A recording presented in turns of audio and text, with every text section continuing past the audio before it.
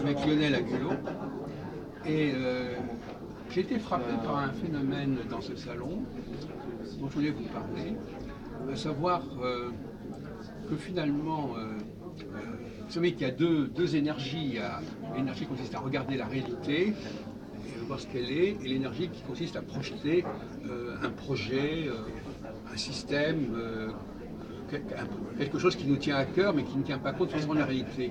Quelle est la part de réalité qu'il faut prendre en compte, et quelle est la part de besoin intérieur, de volonté de faire les choses. Par exemple, le coaching, c'est souvent, voilà, on va faire un programme, on va avoir un calendrier, et on va s'y tenir. Oui. Mais ça, c'est quelque chose qui ne tient pas compte de la réalité, finalement, quelque part. La réalité, ça serait de considérer les cycles, les structures, etc. Est-ce qu'on n'a pas dans ce salon, c'est pas un monde de gens qui sont très volontaristes, c'est-à-dire des gens qui veulent construire les choses à leur façon, qui ne veulent pas tellement être dépendants de la pesanteur de la réalité? Je ne pense pas. Je pense qu'au contraire, c'est-à-dire qu'en fonction de la réalité dans laquelle ils se trouvent, en fait, il y a des gens qui n'ont pas d'outils pour se sortir de phobie, de peur, etc., etc. Et ils recherchent des méthodes thérapeutiques ou de coaching pour permettre à trouver une voie, en fait. Parce que la réalité est trop prégnante par rapport à... Justement. Donc, quelque part, donc, ces méthodes de coaching, c'est des méthodes qui leur permettent de construire leur vie, Oui. et pas forcément en étant dépendants de la réalité en soi. Ah, mais c'est corrélé. Ils vont structurer le temps, ils vont structurer l'espace à leur façon. On est toujours dépendant de la réalité. Oui. De tous les jours. Mais de cette réalité-là, il y a... Continuez. Je regarde si ça va bien. Et par rapport à ça, par rapport à cette réalité, il y a des pesanteurs qui fait que cette réalité est-elle réelle déjà? C'est-à-dire, la société dans laquelle on vit, est-ce qu'elle fonde une réalité qui est fondée sur la logique et qui est fondée sur l'harmonie avec la nature ou pas? Et donc, philosophiquement, on sait que la société telle qu'elle est définie aujourd'hui nous a complètement écarté de la nature, de nos intuitions, de nos aspirations en fait. C'est-à-dire qu'à ce moment-là, on est emprisonné dans un schéma sociétal dans lequel il faut sortir. Donc ces gens-là veulent retourner à la source de ce qu'ils étaient auparavant au niveau de l'intuition, de l'inspiration et d'avoir un stress qui soit normalisé mais qui ne soit pas, qui phagocyte pas leur vie complètement. C'est-à-dire qu'ils cherchent des outils, notamment en termes de coaching, en termes de thérapie, qui va leur permettre justement de les éclairer pour trouver la voie. Après, la question fondamentale, est-ce que c'est la bonne voie? C'est la question que vous pouvez poser. Alors, donc, vous avez dit que vous aviez, depuis quelque temps, investi la problématique du chamanisme. Oui. Donc, est-ce que justement le chaman, c'est quelqu'un qui va montrer la bonne voie? Comment vous voyez, parce que pour vous c'est très important ce phénomène de la conscience chamanique. La conscience chamanique, en fait, ce sont des hommes médecine qui datent depuis des millénaires, depuis la préhistoire, pourrait-on dire. Et les peuples désiraient savoir, en fonction de la nature, si la nature allait être bénéfique pour eux, généreuse pour eux, pour pouvoir survivre, parce qu'on était sur le mode de la survie. Et ces chamans avaient une science, une connaissance de l'univers qui est tellement importante qui leur permettait justement de survivre dans de très bonnes conditions, d'être soignés dans de bonnes conditions et d'être entendus. Alors ce qui est très important dans le chamanisme, c'est que on allait voir les chamans, comme les sadhus en Inde qui sont des sages, hein, qui sont en fait des thérapeutes entre guillemets, qui leur permettaient de pouvoir surmonter leurs problèmes, qu'ils soient psychologiques ou physiologiques en fait. Et donc le chamanisme employait des méthodes également pour prévoir ou prophétiser l'avenir, pour voir ce qui va se passer dans le futur. Justement, alors on revient sur ces questions.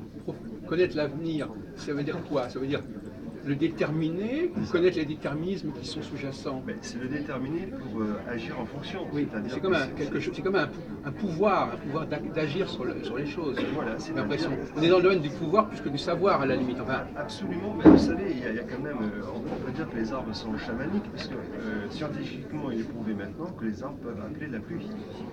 Ah. Voilà, donc si un arbre peut appeler la pluie par incantation, un chaman pouvait appeler la pluie. Mais bon, après, on n'y croit pas, mais ça, c'est pas de mon ressort. C'est plutôt du ressort de la science en physique quantique, en fait. Oui. C'est la physique quantique. Et ça, si vous voulez, on est aujourd'hui, notre société rationaliste, etc., est en train de comprendre ces phénomènes qui est de l'ordre, qui échappe complètement à toute rationalité. Mais alors, s'il vous plaît, Lionel Hulot, quand vous écoutant comme ça, on risque de penser que tout le monde peut devenir chaman. En réalité, non. J'ai l'impression que pour vous, c'est un privilège d'être chaman. Alors, le chaman, déjà dans des clans, dans des tribus, à l'époque, dans la préhistoire, même des tribus originelles, ce sont des gens qui ont un don. Donc, c'est un domaine de l'inné. Oui. Voilà, c'est comme un artiste ou un pianiste, et quand il joue du piano, c'est de l'inné.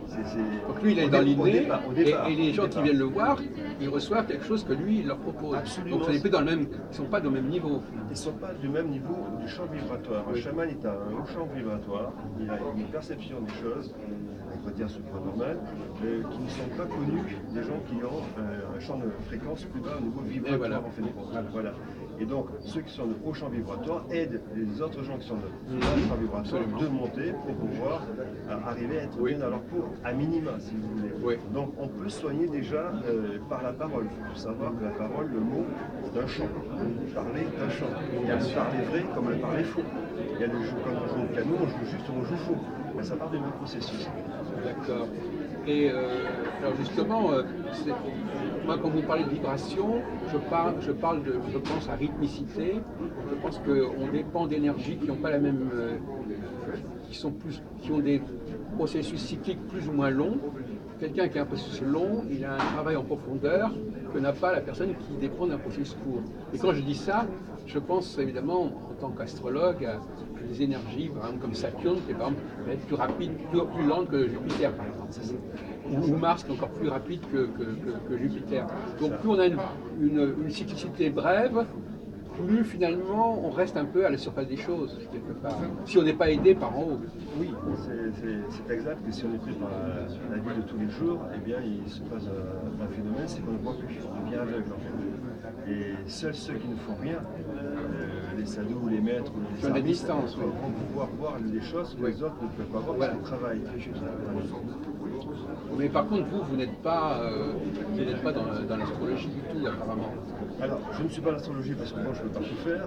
Il y a des gens qui travaillent là-dedans et qui ont quelques compétences assez très bien, moi je ne les ai pas. Mais certain que scientifiquement, en physique, les astres et le soleil ont une incidence colossale sur la vie humaine, puisqu'il a été déterminé que lorsqu'il y a des révolutions dans les pays, c'est souvent quand il y a des explosions solaires de la surface du soleil, taches solaires, ils ont vu la corrélation entre les explosions des taches solaires et les révolutions qui se sont produites dans le monde. Donc on est influencé grandement par le soleil, qui fait quand même 1,250 milliard de kilomètres de diamètre. Et malgré tout, parce qu'on n'a pas tellement de temps, malgré tout, moi j'ai pu constater une sorte de méfiance à l'égard de tout ce qui est l'ordre de la connaissance de l'avenir. L'autre jour, je discutais, j'ai enregistré d'ailleurs quelqu'un qui m'a dit, mais alors, est-ce que vous êtes capable est-ce que vous avez des outils pour connaître l'avenir? Il dit, moi je ne suis pas voyante, etc. Donc finalement, on a l'impression que c'est pour ça que l'astrologie n'est pas présente dans ce salon, il faut dire les choses comme elles sont. Tout ce qui concerne la prévision n'est pas vraiment présent dans ce salon, parce que la prévision, c'est en fait, pour eux, pour les gens qui sont ici, la prévision, c'est ce que je veux pour moi, ce que je projette pour moi.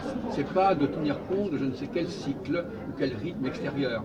Alors vous-même, par rapport à ça, où est-ce que vous vous situez? Moi, je pense qu'il y a un déterminisme à la base. Tout être humain, quand il naît, a automatiquement une vie qu'il va avoir qui est prédéterminée à l'avance. Oui. C'est une obligation. Déterminée par les astres, par le karma, par quoi? Par quelle autorité? Au niveau karmique, effectivement, on est prédestiné au départ de ce qui va arriver dans le futur. Oui. Nous sommes la somme des expériences de tous nos aïeux au niveau de notre code ADN. C'est-à-dire dans votre estomac, vos intestins, vous avez toute l'humanité, et toute la bibliothèque au niveau du code ADN. Mais excusez-moi, mais j'ai l'impression que vous dites cela, mais vous ne dites pas qu'on peut avoir accès à cette connaissance. La connaissance, tout le monde la possède. Mais seul. Enfin, on l'a de manière subconsciente. Tout le monde possède la connaissance. Le problème, c'est pas ça. Le problème, c'est il y a des êtres humains qui vont être plus proches de cette connaissance que d'autres, parce qu'il y en a qui ne vont pas la rechercher. Pourquoi? Parce que le mental, de par le temps, c'est dissocié de l'inconscient. Parce qu'il y a l'inconscient l'inconscient qui situe justement les intestins, et le mental. Et donc c'est une lutte entre le mental et l'inconscient. Et très souvent, beaucoup de gens ont des bonnes intuitions, mais malheureusement, ils ne s'écoutent pas. C'est-à-dire qu'ils commencent à réfléchir. Et je peux vous faire la blague de l'éléphant et du mille pattes, par exemple, pour faire de belles ellipses, de belles métaphores. Il y a un vieil éléphant qui arrive à un cours d'eau pour boire, et puis il voit sur sa droite un mille pattes. Il le regarde et lui dit, mais oh là là, mais comment tu fais pour marcher avec toutes tes pattes? Il s'en va, une semaine après il revient, et puis il voit les mille pattes sur son dos. Pourquoi? Pourquoi les Vous voulez que vous réponde? Oui, pourquoi? Non, je n'ai pas trop envie de répondre. Parce que Demandez à notre ami. c'est parce qu'il s'est mis à réfléchir. Oui. C'est pour ça qu'il Ah bah oui, ça démobilise. Ça démobilise, parce qu'après bon, il a réfléchi pourquoi ces pattes fonctionnent, mais il ne bouge plus. Ouais, C'est une métaphore, c'est une blague de Bouddha, ça. Oui, bien sûr. Ouais, d'accord. Écoutez, je ne veux pas prendre davantage de votre temps, c'est très sympathique, cette petite incursion.